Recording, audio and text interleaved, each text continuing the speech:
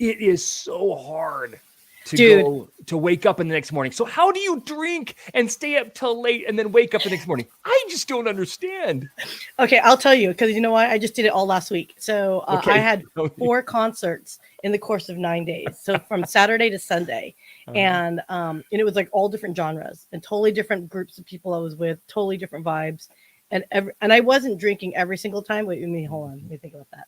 Okay, I might have been having sippy sips, but concerts end at 11, right? So you have like you are by choice, by virtue of transport, going to be up after midnight, right? Yeah.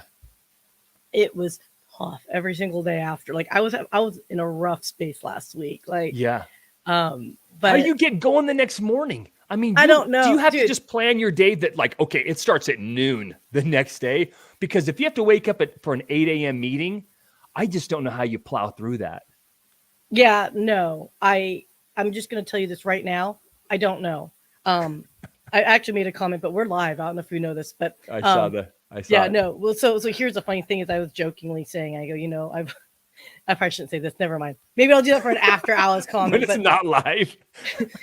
When it's after hours and like maybe no one's listening or watching it. Actually, no, it's daytime and no one's really watching during the daytime anyway. So maybe I'm safe. But anyway, yeah, no, I was just like, man, not enough coffee in the world. And I'm not quite 50. I'm almost 50, but I am like, it hurts more and more each year progressively to the point where my boyfriend's like, you're pushing 50. At some point, you're going to be that person in the club where they're like, Grandma, go home. Yeah. But yeah. I'm not there yet, though. I still like to dance in that club. You're like, I will push that back for as long as I possibly can. Yeah, but I might be taking a hell ton like supplements the next morning and like the day before, though, just to make sure I get it. Totally. Oh, my God. Okay, so Ernie, my friend, are you ready for I'm ready to rock. Listening? I'm so excited for this. Oh, my God. I'm so excited for this. All right, let's do this. The mic is listening. The mic is listening. The mic is listening. The mic is listening. The mic is listening. The mic is listening. The mic is listening. The mic is listening. The mic is listening. The mic is listening. The mic is listening. The mic is listening. The mic is listening.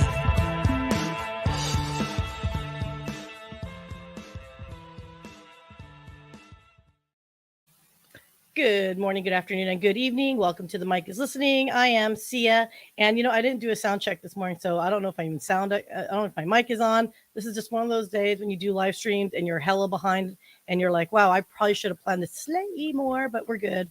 Sounds like we're good. So you sound good. Do we sound good? Okay, good. You sound great. So that amorphous voice we're going to talk to in just a short here. That's Mr. Ernburn. I will just say I'm going to prep it with Ernburn. But hey, I just want to say thank you guys for the last few weeks. I've been not so super live stream. I just had things going on. And as life happens, you just got to roll with it. So I do want to say that because as a producer for podcasts and, our clients live stream, it's okay if you miss out. Okay. I know it. I'm guilty of it. But I will say this much. Don't do it consistently. Like if you've got life happening at times, then play an older episode and you could say re-premiere or whatever, right? There's whatever platform you use, you can always re-premiere an episode. And if it's something where, you can't video, like if you're not in a physical space where you can actually do your stream, try to be available for the chat. So you're still giving a chat experience, but you're not necessarily, quote, live streaming. It's just something that I advise for clients and myself because life happens and everyone understands. No one's going to hold you accountable for it unless, of course, you've got sponsors and they're like, look, dude, we're paying you. That's a different conversation. But anyway, I thought I would just throw that out there. And I am in such great spirits right now because I am beyond stoked to invite a very, very, very cool person here to our show, Mr. Ernie Ernburn Harker. Hello. Thanks for having me, Sia. I oh my gosh, I just made a weird sound. I am so beyond stoked. When we talked like a few months ago, we met on LinkedIn. So kudos to LinkedIn. Yep. Yay, LinkedIn. I don't know why. I just felt like we just totally bonded. We had like way too much fun in our introduction conversation. Yeah. It was supposed to be like a 15-minute thingy. And I think we went for like a full hour. I think so too. Well, you had so many nuggets for me to learn from. I couldn't help but pick those up. Every time you open your mouth, nugget. So, well, those nuggets have been called lots of other things, my friend. Oh my gosh. Okay. So we need to catch up because like I made no change. Okay. we talked about this, which is funny. So when we chatted, we were so like on like the same parallel wavelength that like I was like, oh my god, we're twinsies. So I put on my notation for us to talk about being twinsies, but also Chuck Norris. Yeah. Well, I don't know what I meant by that. Do you remember what the hell we were talking about? Because twinsies and Chuck Norris. I'm like, I'm not karate cool, so what the hell were we talking about? So Chuck Norris was, everybody knows who he is, right? He's relevant to the whole world in terms of like 7 or 8 times like world champion karate guy. He is Walker, Texas Ranger. So my mom and dad and kind of like the 60 plus know him as Walker, Texas Ranger. You and me, we know him as like the action hero guy. We also and people a little younger than us know us as the meme guy, you know, like the meme guy. Yeah. I'm like, I know him from Bruce Lee. Like, he fought Bruce Lee. But I used to work for a convenience store chain, and we put together a cool promotion to give away the coolest, baddest truck on the planet. And we wanted to call it Truck Norris. But we knew we are going to get sued from Chuck Norris if we don't get permission. So we reached out to now this is hard to do. You have to go through a bunch of hoops and stuff, but we finally got a hold of Chuck Norris's agent after going through, I think, 1 or 2 that were not really his agent. Okay. And we pitched this idea of doing Truck Norris, and flat out, no thanks, not interested. Well, about 3 months later, I get a phone call from a lady named Gina Norris, Chuck's wife. And she said, tell me about this thing. Well, my hands are sweaty. I'm nervous, but I'm so stoked about this Truck Norris campaign that I lay it all out.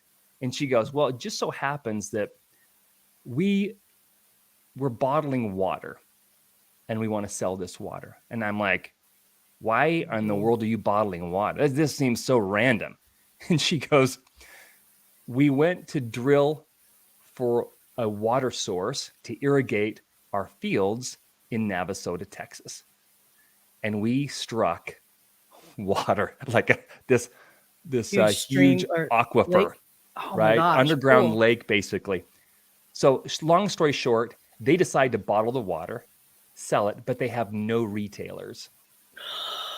And so they go, if you retail our water at the Maverick stores, we will give you full access to Chuck Norris for your campaign and I'm like, so 2 months later, I'm having dinner in Navasota, Texas with Chuck Norris and his wife.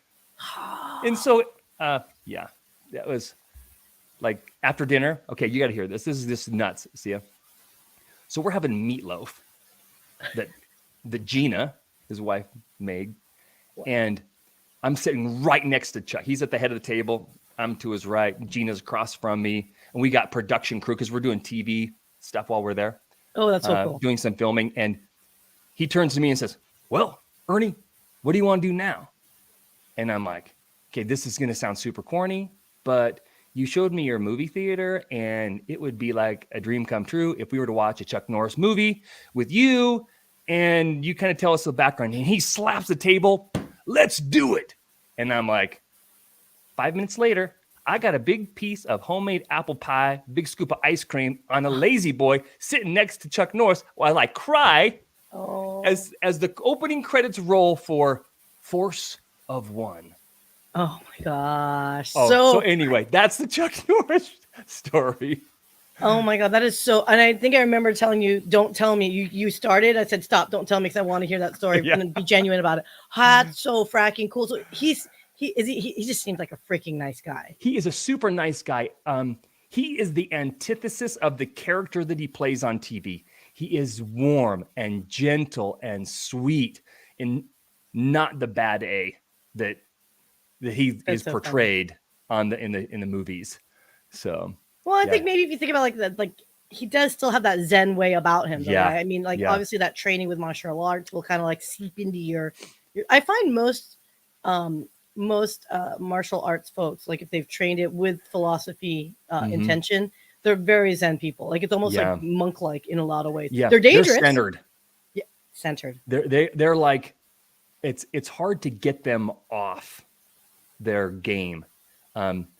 Before dinner, we had been filming all morning, and he said, "Hey, I'm gonna go work out." He works out every day. He was like, I think this was a few years ago, like 6 years ago, but he works out every day. The guy was 78, and he crushed me. I work out every day, but he would do so many repetitions that it was like on fire. I had lactic acid buildup for at least a week. I was so sore that this old man worked me under the table. But it was just so awesome. How long did you stay with him? Like, was it like a slumber party? It was like it was 3 days. We were doing we did this Truck Norse. We had Truck Norse built by the Diesel brothers on Discovery Channel. And we brought the truck down to Navasota, and we filmed like 5 or 6 different promotional videos with his truck with our truck and his C-Force water. So we were doing marketing and promotion for his water at the same time, just very collaborative effort. Well, and I think it's what totally ties into our conversation, right? Because you're the Ernburn brands, right? Mm-hmm. So okay, before you could go into like, I need to know who named you Ernburn? My twin brother. When you talk about twin time or twinsies, I'm like, does she know I'm a twin? Like, I'm a full-on identical twin. And I don't think you knew that. I didn't know that. No, I just, because we were just like gabbing away for like literally, I think we were like way over time. So you have a twin brother. I have a twin brother, and he, like when we were little kids, we were breakdancing in the 80s, and he wanted to be a rapper. And he would always do these rhymes like earn, burn, the butter churn, and like, oh, that's me. I'm Ernburn. And he's Eam the Dream. His name's Emil, and we call him Eam the Dream. So Eam the Dream and Ernburn. Yeah. That's how it goes. So he raps better than you do, right? Oh, totally. I'm just gonna be nice here and say, I hope you don't decide to do. I'm not gonna go pro. I've decided just today, with your input, I am not gonna go pro. Hey, thank you for that guidance. I can't either. I'm just saying. Oh my God, that's too funny. Oh my gosh, you have an identical twin. Yeah, so does he match your energy? Like, are you guys like same? Yeah, he and I are very, very similar personalities. He's a marriage and family therapist, super, super successful. He's crushing it. And he's got the intuitive, intuition of really understanding what people are saying, and then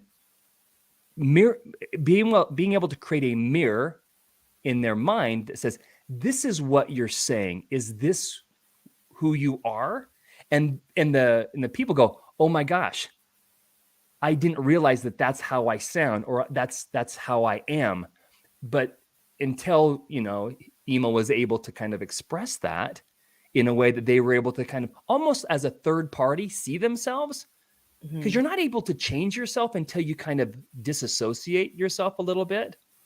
Yeah. And so he's got a gift for that. And I use that same gift for brand development, because when you're in the brand, it's so hard to see it. Forest from the trees problem, right? Yeah, absolutely. I had the same problem with my brand. I'm like, I have a really hard time, sharpening my brand because I'm so into it. I'm seeing trees and I have no idea how big the forest is. It is so, is that, I guess it's human nature, right? Is like, if you're observing something, maybe if you have that one step removal, you could see that broader image. It's kind of like if you're in traffic and you're about to see a car wreck and you're like, I see that car wreck happening. But if you're in the car wreck, it was like, I don't know where it came from. I don't know what just happened here. That's why I think meditation is such a big thing, especially recently, last 5-10 years or whatever. Meditation has become such a big deal because there's so much noise in our lives. There's so much busyness that we're kind of just drawn through the current of life. And like, see, you may experience, because I get frustrated with this. It's like, I find myself in life and I look back, because I'm 52. I look back and I go, how did I get here? Like, I've just been floating downstream, making the obvious choices, but not being super intentional with my life. And so you end up where there is the least amount of resistance, but not necessarily where you want to be. Right. And so I'm thinking, so I thought a lot about that as in personal life, because I do the same things with branding, like, first of all, let's figure out where you want to go and who you want to be. And then let's design the path to get you there so that you have this look and feel and personality that you want to convey to your customers or your audience. It's like, we don't do that for ourselves. And we should be. What do you think? Okay, so let me ask you this, because I do think there's a big difference, because there is the entrepreneur, right? And then there is the personal brand aspect of branding. And then there's the corporate company branding, business focused branding. What's the biggest difference between the two? Because I think sometimes if we are business owners, we have a tendency to assume that the brand is us, vice versa, etc. How do you work that out? I guess it's a big difference between like all those thousands of retail stores. That's not what I'm not talking about a Fortune 100. I'm talking about like that like a solopreneur or like a very small business, a boutique firm or something. I would say something like that. Yeah, okay. I guess I'm noticing there's it's a big difference, and I think getting that mentality, especially for the business owner, to grow their business and allow that marketing team and whatever team to take over. What do you suggest? What do you see? Here's it's very interesting, because when people are building their own businesses, an entrepreneur, they tend to have magnetism, charisma. They have energy, because otherwise, if that's what drives them to build a business. Well, if you are just totally okay with working for somebody else, you don't have that charisma. You don't have that drive. And so it's a different kind. There's like, oh man, I want to be a team player. I want to work for them. I want to do good work, but it's in the shadow of a larger organization. So oftentimes that charisma and energy that is the focal point, the catalyst for a business, a small business, is often the heart of the business brand. So it's not only, like for me, it would be impossible for me to separate my brand of the company from my personal brand. It'd be like schizophrenia. Yeah. I'd be it would just, I wouldn't be able to know when to turn it on, turn it off. And so it's more efficient for me to be like, this is who I am. Or maybe more, not just who I am, but who do I want to be? Who do I want to attract and represent? Because as people, we're chameleons. We tend to kind of adapt to our environment. And so my feeling is, for a brand, like for a small business brand, if you understand or you intentionally have an idea of who you want to be, you'll dress the part, you'll act the part, you will use language and voice and tone and image to represent that, not just, oh, I'm just me. Right. And if they don't like me, I don't care. Right. That's a common attitude. But in reality, it's like, if you care, then make sure it's conscious and deliberate so that you communicate exactly what you want your audience or your customers to think and feel about you. So I don't know if I answer your question. I think it's hard to separate a personal brand from a business brand. Whereas a business brand, though, we're more intentional and we realize, oh, we need to build a brand for my business. We may forget that we also have a brand, and that's important too. Yeah, no, I think as I'm listening to you, the more I think about it. So I'm full disclosure, I'm a Dallas chair of a business organization. So It's called Global Leaders Organization, and it is on the SMB space. So it's business owners who are looking to become entrepreneurs. Because there's a difference between small business ownership and entrepreneurship. And it's interesting because this is not pure startup. It's not, people who are thinking or conceptualizing their business. They actually have revenue, right? They're shipping something or offering some kind of service. Right. And I find it fascinating because a lot of these entrepreneurs, many of them are tech startups, if you will. So they're a little bit more methodical. They're not us. They're not, hi, let's be friends when we meet. High five and hugs, COVID be damned, kind of, right? And we might die together, but at least we hug each other. But it's interesting because like they're growing and they are having to decide, do they want that personal brand to be part of their corporate brand of Mhm. that business? And I just find it fascinating to hear someone like you that's so dynamic and that you talk to so many different, businesses and individuals alike to see, do they merge it? Do you recommend they merge it? You know, should they merge it? Should it Right. be a merger? And I think you're right. If it's a solopreneur, I mean, there is no other Ernburn. Yeah. Right. Like there just isn't any other Ernburn, Yeah. right? But if Ernburn made, the random things that pop in my head, Ernie, Tell me what do I make? it's a joke from an 80s movie, but I don't even know. It's those urinal cakes. Yeah, totally. Yeah. Ernburn urinal cakes. I'm gonna make them like flame shaped though. Yeah, there you go. See? And then and then each flame tip should have a different color just so you can score yourself. Like, Yeah. okay. Oh yeah.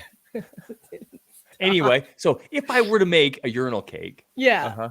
And like you're the owner and founder, and you found this amazing flame or urinal that scores colors and you can light it all up and all that stuff. Like, okay, in that context, it would still be an Ernburn. I could still see you being part of that branding. But what if Right. it's like a urinal cake, but it's just a cake and that's it, Yeah. and there's nothing more to it? Like, Yeah. what would be your suggestion in making that more exciting? I guess. Yeah, it's interesting. The every product that you can find and buy right now has at least 1 to 100 competitors that offer a very similar solution, right? Right.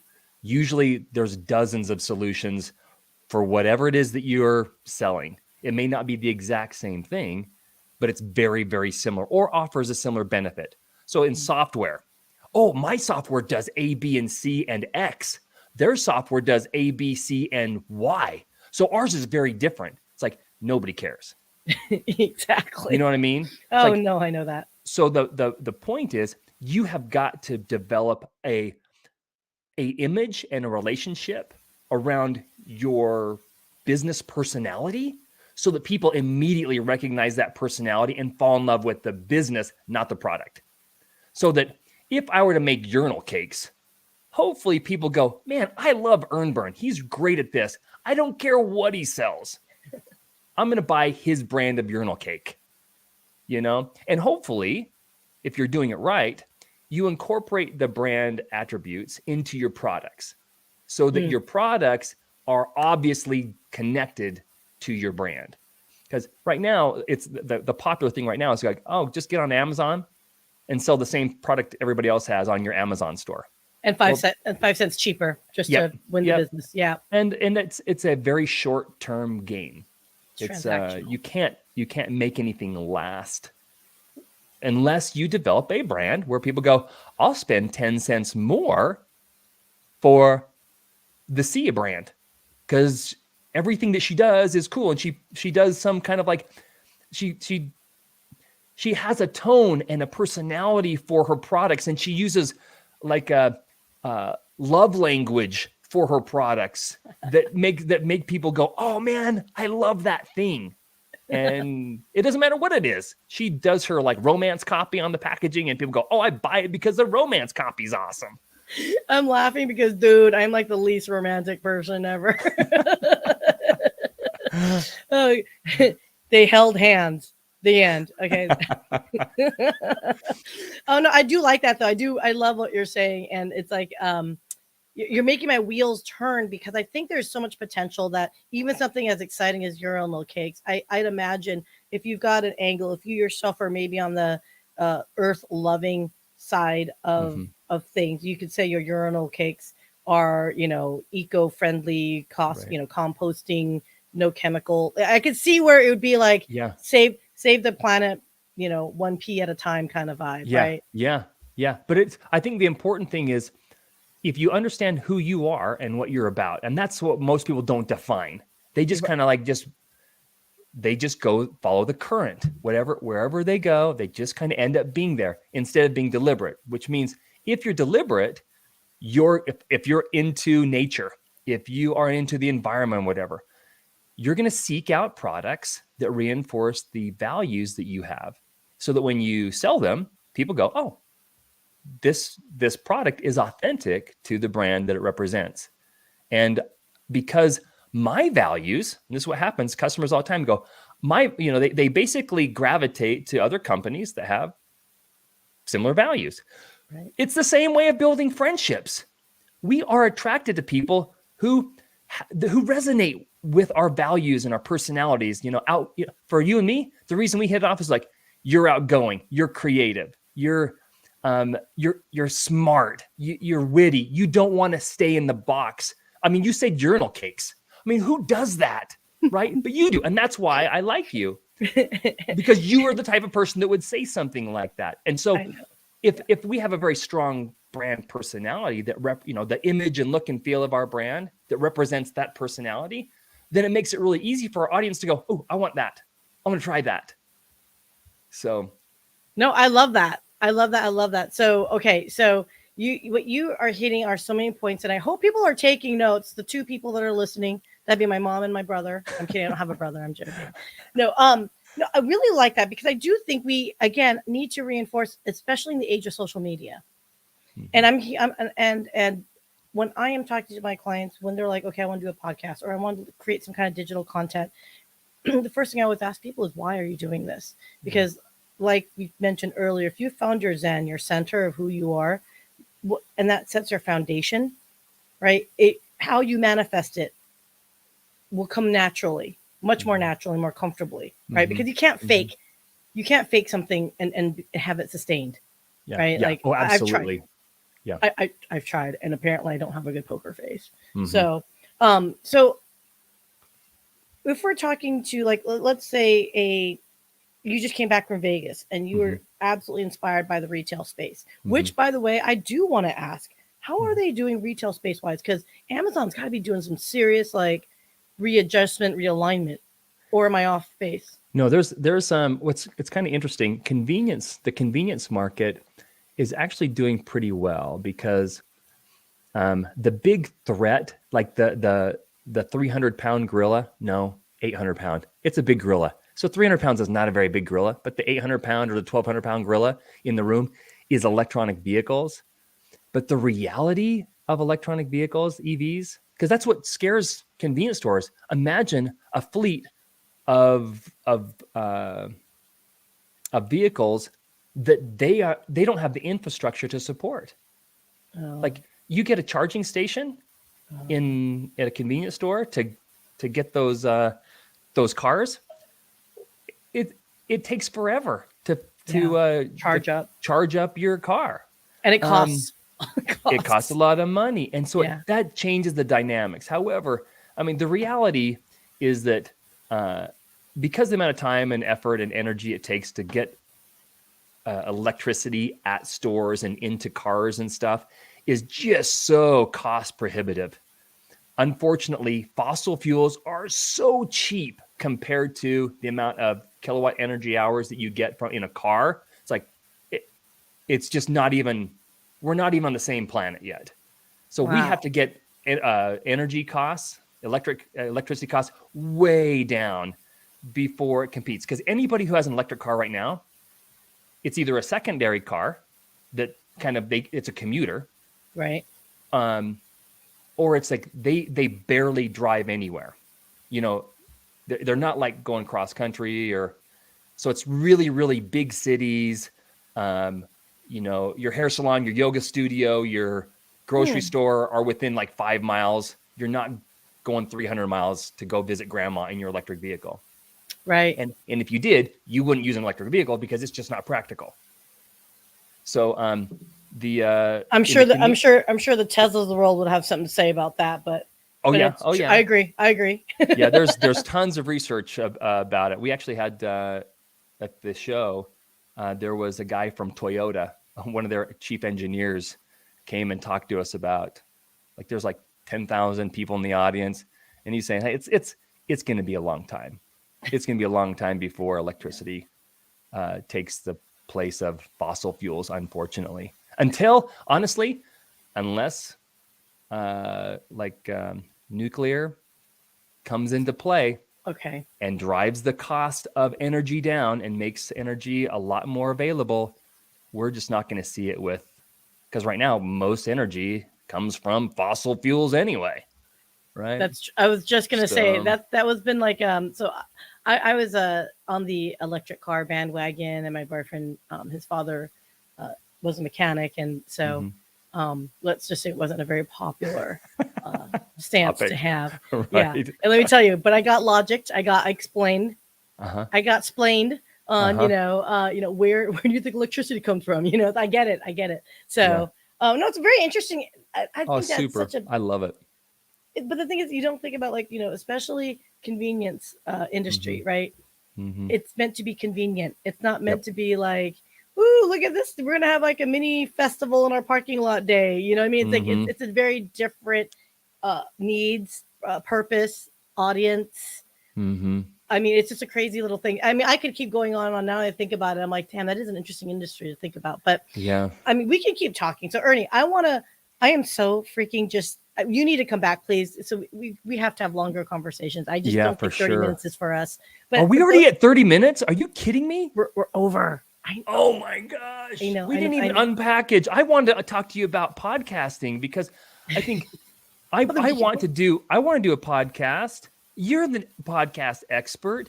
You telling me how to do it will help your audience kind of get with it, the program.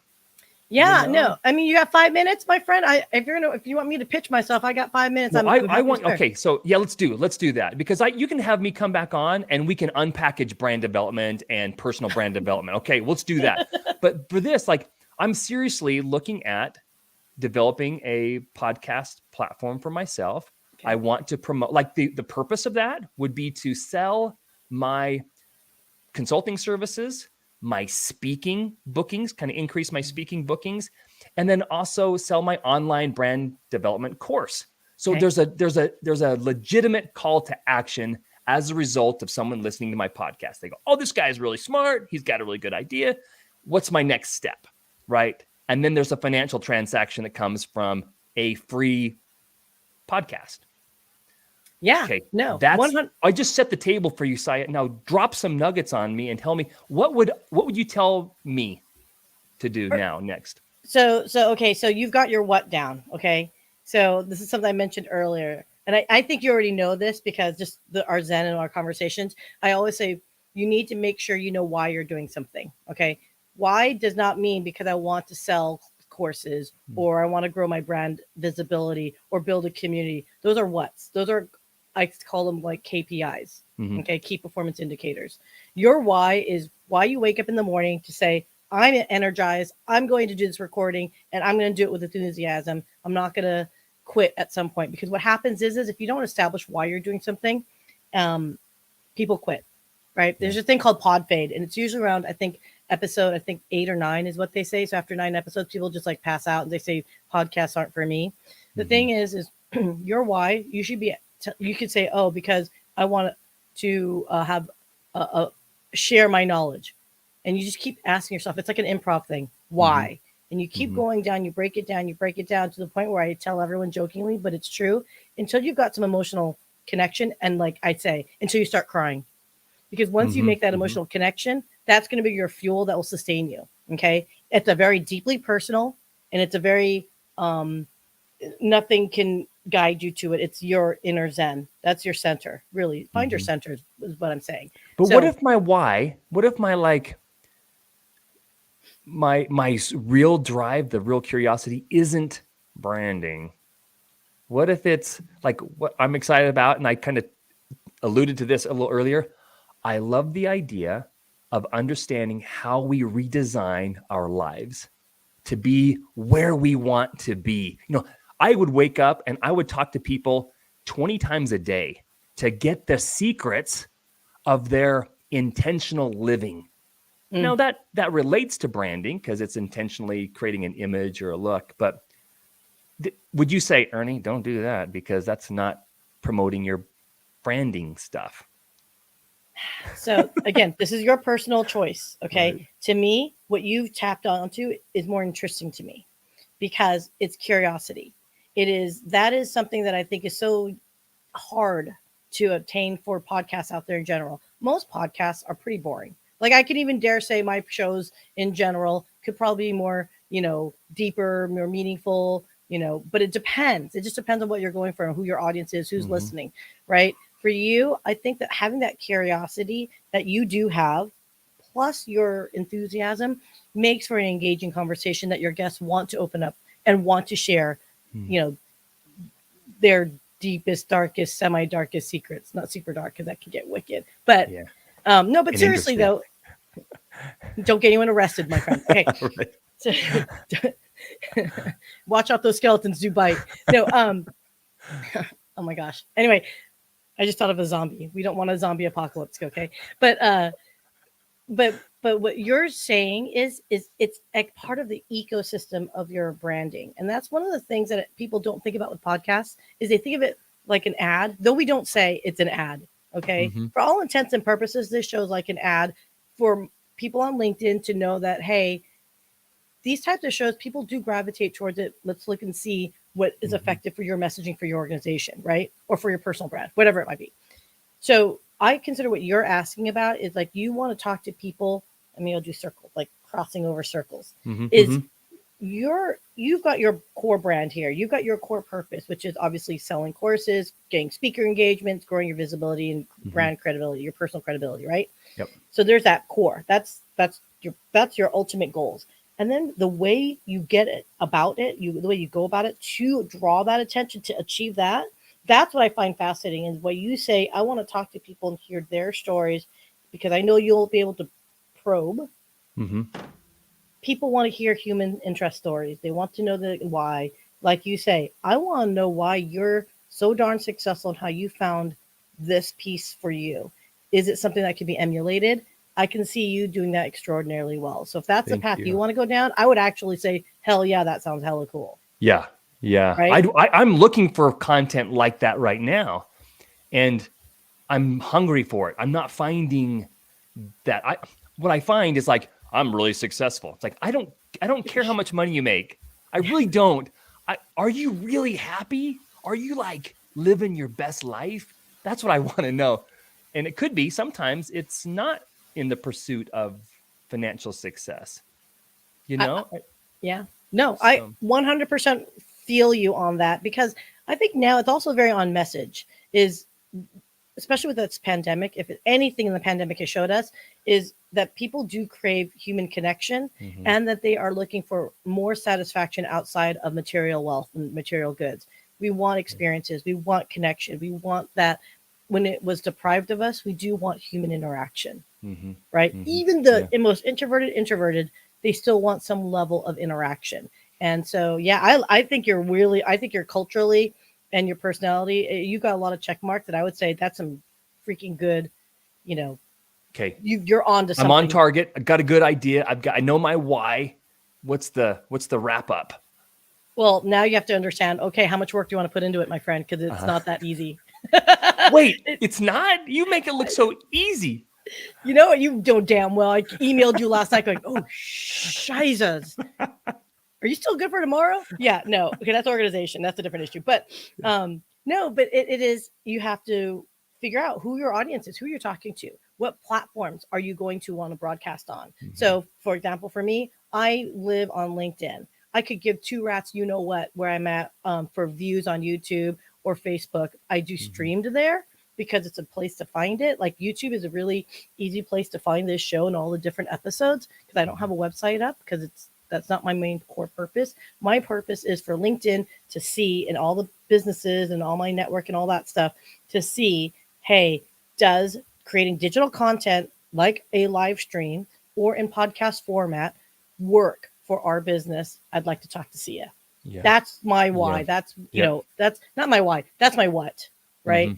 Yep. Why is actually more altruistic. So as I help out these, smaller businesses, it just was like a realization. And I applied it to business context, which was after you die, I did genealogy for a while. And after you die, when you look at the lineage, people don't know your name after great-grandparent level. Yeah. Most people don't even know their great-grandparents' names. Yeah. And then after that, you just become a birth date, death date, birth date, death date. There's no emotion connected. You're just a name. They don't know if you laughed, you cried, you argued, you have this type of personality. They probably look Yeah. at Ernburn and go, the hell, what a horrible, I don't know. Why would you want to put flames next to your face? They don't understand Yeah. the context, right? Yep. And so I said, you know what? Creating some level of digital content, especially the podcasting tool medium, is the most cost-effective way to achieve that and create your legacy at the same time. Yeah. So that's my why. I want to help create legacies that also could be applied from a business context, which is all brands need to have some kind of legacy themselves, right? It doesn't have to be the altruistic kind, but what is it that you're developing? What's going to be that lasting impression? Can it sustain 30 years, 20 years, 100 years from here? And is it something where that brand will evolve? Like I like to think of it as Disneyland. Perfect example. They created a brand legacy that, I mean, shoot, look at it, right? Yeah. And Yeah. to this day, people adhere to it. I'm a former cast member. I freaking say I'm a former cast member. Hello, brainwashing 101. Yeah. Kidding. Yeah. But Yeah. still, you know what I mean? So that's where I'm kind of going. So Yeah. there's the basics of that, but there's also, like I say, what is your willingness to put in the work? How much planning do you want to do? Duration, how long do you want to talk for? Frequency, how much do you want to do it? If you cannot publish more than every other week, like you're thinking monthly or quarterly, then don't do it, because the idea of a podcast is to build that community and following.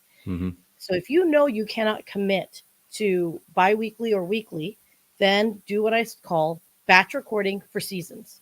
So record a bunch, and this is for recorded, not live stream, recorded, and then get I usually recommend 8 to 12. So you have a quarter. So you have once a week, and it's done for like 2 days of recording, and then you never have to see it again for another 90 days. So there's different ways to go about it, Ernie. For you specifically, because you have so many dynamic things to talk about, it's evergreen content, such that if you do pre-record, I think it would be sustainable. Okay. Great. That's good insight. So Awesome. Well, this is helpful. I'm gonna have to. I'm gonna deep dive a little bit more with you later, but I'm definitely gonna. I'm going to do it. So I will be so happy to support you every step of the way, Thank however you. you go it. So one thing though, because I forgot about why the episode is named the way it is. So we got to talk about this band here that you introduced me to. And I know we're going long, everyone. 3 more minutes. 3 more minutes. So talk to me about this, Goose, because they are freaking cool, and I've never heard of them before. yeah, So, stick figure. Yeah, I've never heard of Stick Figure before. How did you hear about them? Who introduced you to them? My brother-in-law introduced me to him, and he was listening to it, and I'm like, man, there's the lyrics in the songs are so beautiful. They are so uplifting and positive. There's such it's a reggae sound. Yeah. It's a very feel good, positive, uplifting sound. No, so I am trying to do the full view here. Is it mini player? Yeah. Is that what I want to do? One's called Smiles on Faces. Oh. Smiles on Faces. Smiles on Faces. And so it's like, I did not get that one. Smiles on Face. I'm going to have to type that down, you guys. Yep. So, Sunshine and Rain is another one, because it's like life has sunshine and rain. Laughter, pleasure, teardrops, and pain. So well, if you want to sing, I'm going to let you sing. I'm not a gonna good say no. singer. I'm as good a singer as I am a rapper. So we are not going there. You actually sounded a little bit more. Hey, look, my friend. I can't even get on key. Okay, so I'm going to do a slight simple, because this is the title of your episode, which is Way of Life, and I was totally into it. So we're going to listen to just a couple seconds before I get banned. I just want people to hear the vibe. It's so good. I just want to leave on a positive vibe too. Okay.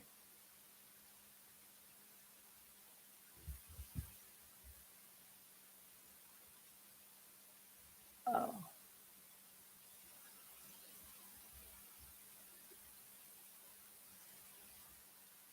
I mean, what a, like, you could.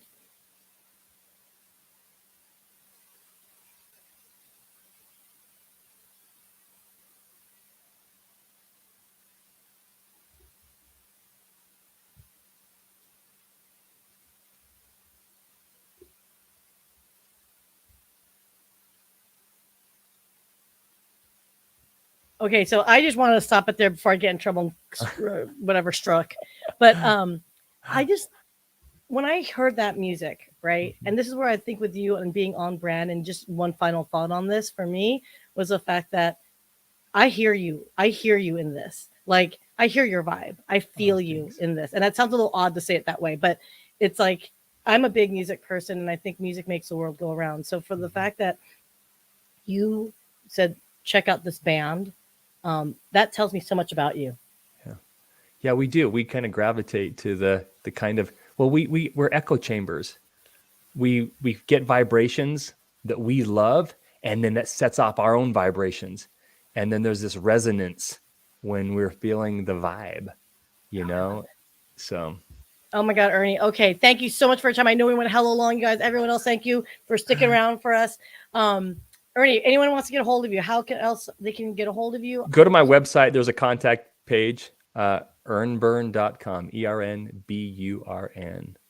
Oh my gosh. I love you. Love you. I'm so thrilled. And by the way, I think it was Mike Asherbrainer, I think. Yep. Is that how we all met? Mm-hmm. So shout Thanks, out to Mike. Mike Asherbrainer. Woo! Mhm. And so I guess I have some final words that I have to say just to promote myself a little bit more, even though Ernie already did it for me. But we're just going to go ride this wave here, which is real quick.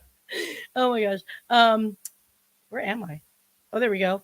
All right. Global Leaders Organization, co-chair in Dallas. We are all about commitment to community, commerce, capital, and content. This is for those that are established organizations that are looking to accelerate growth. That's either bootstrapping it or considering outside capital that you maybe haven't looked at before. We definitely have pathways to help you grow. And there's so many exciting things coming up that we're planning for the rest of this year. And for 2023, we are shaking things up at Glow. So stay tuned. If you want to learn more about that, go to withglow.com, WITHGLO.com. And also, of course, shout out to my own business, Innovation Media Enterprises. Everyone has a story to tell. So do it with a podcast. We consult, strategize, produce, and we market for your podcast and digital content. If you have any questions, by all means, hit me up. I am Sia, SYYA. And for some odd reason, Twitter banned me. I am S Yasso, and it turned out apparently some bot thought I was part of some weird thing. I don't even go on Twitter like that, but at any rate, Ernie Ernburn, Harker, you're the bestest ever, my friend. Thank you, Sia. Thank you so much for having me. Dude, you rock, man. I love it. Talk to you later, guys. See ya. See ya.